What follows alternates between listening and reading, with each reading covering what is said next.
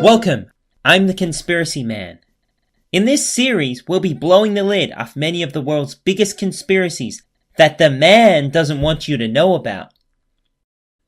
The music industry is famous for conspiracies, especially musicians who are dead but actually aren't, and musicians who aren't dead but actually are.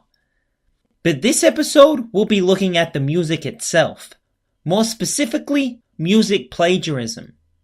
Plagiarism has been a problem in many different fields throughout history. Gottfried Leibniz and Isaac Newton accused each other of copying their work on modern calculus.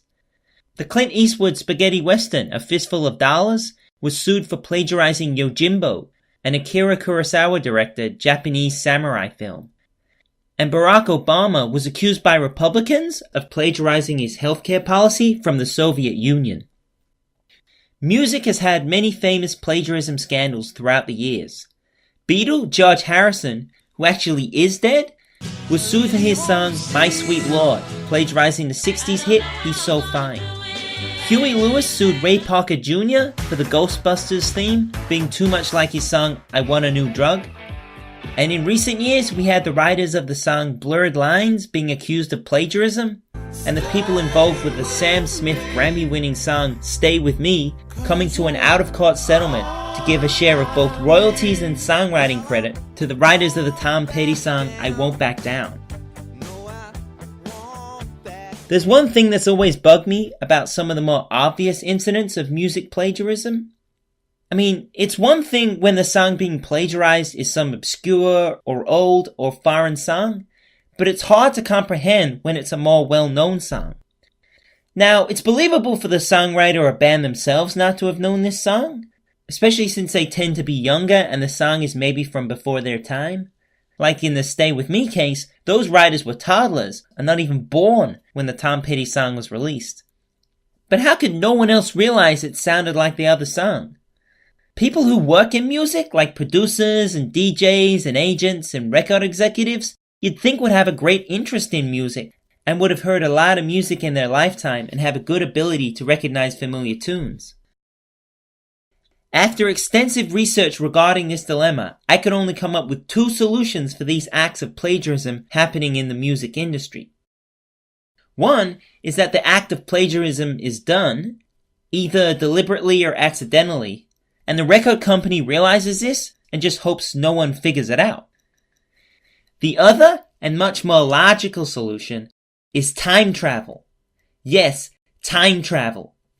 You go to the future and listen to some new songs, and then go back to your own time, and then pretend you wrote those songs yourself.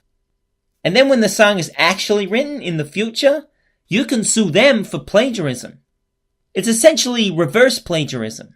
The one who's accusing plagiarism is actually the plagiarist. And that song you think is a cover version of an old song? No, that cover is in fact the original song. This doesn't just apply to individual songs and riffs, even whole styles of music. Some music really is before its time. Now, as a conspiracy buff, I'm pretty good at coded messages. Just show me a $1 bill and we'll be here for hours. The music industry can't help but leave little clues and in-jokes about the rampant time travel theft that goes on. You only have to look at the thousands of songs and albums that reference time. Songs like Cher's If I Could Turn Back Time and ELO's 1981 release Time, a concept album about a man who time travels into the future. Oh yes, and who fronted ELO? Jeff Lynne, who also later co-wrote I Won't Back Down with Tom Petty.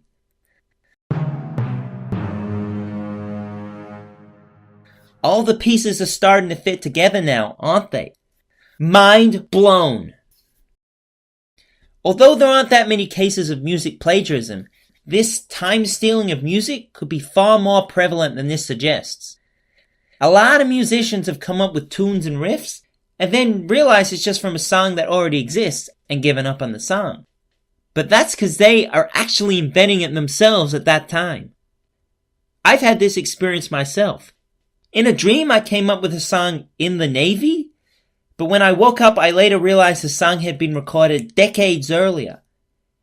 Damn you village people for stealing my song. I have contacted my lawyer and legal action is pending. Provided my parents aren't murdered before I'm born, I shall return. In the future! What shocking conspiracy will I be busting because it makes me feel good? Well, let me just say, would you like English sausage for Brexit? Scared? You should be.